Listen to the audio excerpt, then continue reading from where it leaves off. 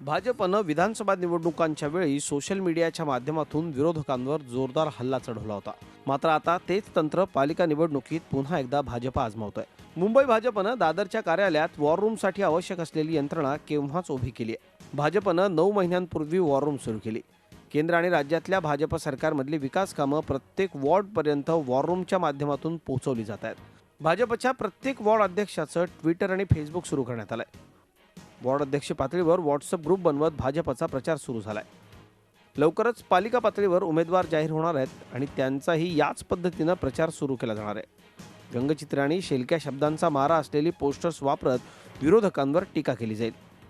जे आमच्या दृष्टीने जनतेच्यासाठी केलेली कामं आहेत ती आणि विषय जनतेपर्यंत पोहोचवण्याचंही काम आम्ही त्या माध्यमातून करतो. मला असं वाटतं की आज अन्य कुठल्याही पक्षापेक्षा त्यामध्ये आमची आघाडी हे सूचित करते की येणाऱ्या निवडणुकीत जनता जास्त संपर्क आमच्याशीच ठेवून आहे. मुंबई पालिका निवडणुकीत भाजप सेना यांची युती होणार की नाही हे चित्र अजून स्पष्ट नाहीये. मात्र भाजपनं सर्व जागांवर प्राथमिक आढावा घेत प्रचाराला सुरुवात केली आहे. सध्या नोटबंदीच्या विषयावरून विरोधी पक्षांसह शिवसेना भाजपवर तुटून पडली असून वातावरण तापायला सुरुवात झाली आहे. त्यामध्ये पुन्हा एकदा सोशल मीडियामधील वॉर महत्त्वाची भूमिका बजावणार आहे.